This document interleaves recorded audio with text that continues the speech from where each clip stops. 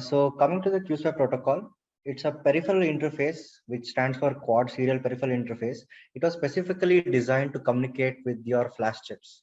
So every SoC or embedded system has a flash chip to store some extra code or as a memory interface, which can be read later by the processor. So coming to the physical lines, QSPI has 6 lines. You have the clock line, S clock, and you have the 4 data lines, which can be used in multi-ways based on the mode of operation, as well as the chip select. So chip select, you can know by your traditional SPI. So it's an active low line, which signifies to the device from the host that now you're ready to receive or send some data.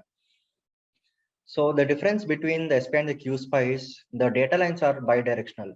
So coming to your traditional SPI, you have the MOSI-MISO line. So each line is used either to send data from host to device, and one more line is used to receive data from device to host. So having bidirectional lines, it improves the throughput, reduces the pin count of the system. And the QSPI protocol has the ability to work in 3 modes. So your data lines can be used to work in a traditional SPI mode. It can be used in a dual SPI mode, where 2 data lines are used to communicate between the host and device, or else the normal quad SPI mode, where 4 lines are used. So if you want to connect multiple slaves or multiple devices to a single host, you can use a unique chip select pin. So whenever a host wants to communicate with a particular slave or a particular device, it signifies to that device by pulling the chip select pin low, if it is active low, to tell the device that a particular communication or a frame is being sent. So this is how a general QSPI system works. So you have the master here or a controller specifically in any embedded system, and you have a slave. So this can be referred to a flash memory, since for QSPI is majorly used for your flash chips. So you have the clock line, so the SCK, you have the 4 data lines as well as a chip select. So this usually chip select will be active low, but based on the manufacturer, it can be active high as well. So these 4 data lines are your bidirectional. So the major features of QSPI is, one, it is specifically built for flash chips. So the command set, the speed, the electrical parameters are set so that it can communicate with the flash memory. And since flash memories requires write and read at a very fast speed, it has been modified to support these high speeds. So you have your traditional SPI can work at 20 or 25 in Mbps. Your QSPI can work up to maximum of 100 or even 133 megahertz in write speed. It also supports DDR or DTR interface. Your traditional SPI can work in normal SDR. So that means on every rising edge or every falling edge of a clock, 1 bit of data is pushed out of the master or the device. But in a DTR interface, both edges of the clock, 1 bit of data is sent out. So in one clock edge, in one clock cycle, you will have 2 bits of data. So this increases your throughput of the data. And again, as I told, it is dual and quad modes. So if I have at 30 megahertz at 4 lines, it up to 4 times of the data can be sent at a time. And again, you have multiple erase capabilities. Since QSPI is majorly catering the flash chips, initially the slaves will be divided into different sectors or subsectors. And based on these sectors, you can erase, you can bulk erase the entire flash chip or erase just a subsector or a page. And one more major feature of QSPI is XIT, or we call it execute in place. So sometimes these flash chips are used as a second memory in your systems.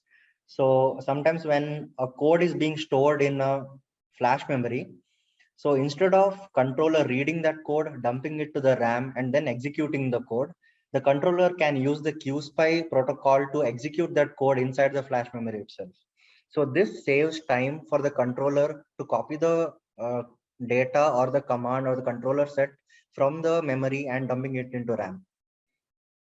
The advantages of QSPI is, one is lower pin count, means there will be more GPIO users. Since there is only 4 bidirectional lines, it will be easier to communicate. And since there's a lower pin count, the PCB manufacturing will be reduced, and multiple devices can be linked to a single QSPI interfaces. And the only difference is when you have multiple devices, you need to just give unique chip select pins. the clock and the bidirectional data pins remain same for all the devices. And also, as I told, since it's in a quad mode, we can achieve 4 times more throughput than compared to your traditional SPI. And also the XIP, which I told that it increases the code memory as well as the efficiency of the complex systems. So this is how a general QSPI frame looks like. So this can vary from different manufacturer, but usually the frame format remains same. So you have the chip select line. So NCS refers to its active low. You have the clock and the 4 bidirectional data lines. So initially, always the frame starts with chip select going low. So this signifies to the device that the host is sending some command to the device.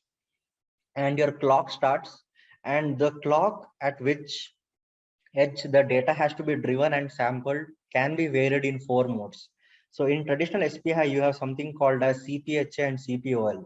So based on this, at different mode, at different clock edges, the data can be driven out and sent. So QSPI support all these 4 modes, and you have the bidirectional signals. So initially, so this is working in a quad mode. The first byte refers to the command. So since it's in a quad mode, there is only 2 cycles since 4 bits are being sent at every clock cycle. So the first byte of data refers to the instruction. So this tells the device whether it's a program or a erase or a read or a particular register write or read, or it can be any other command specific to the customer. So this is the command. So we can call it as an instruction. So once the instruction has been sent, you have to tell the address. So if it is a program or a read command, you have to tell at what address it is being read or written to. So QSPI supports 2 address modes. One is 32-bit and 24-bit. So the default, it is always 24-bit. Here you can see that there is only 24 bits of address. So the default, it's enabled. So if you want to go for a higher address location based on the depth of the flash memory, you can use a 32-bit address mode where one more extra byte will be used. So after address, you have optional cycles to give time, and there is something called as dummy cycles. So since QSPI works at a very high speed, sometimes the flash chips need some time to ready the data for read. So for that sake, we have something called as dummy cycles. So for each command, it can vary based on the speed. For lower speed commands, you can have a lesser number of dummy cycles, and at higher speed, you can have more. So this dummy cycles allows the slave to switch the IO as well as get ready the data what the host is expecting. And then you have the data. So this works in a quad mode.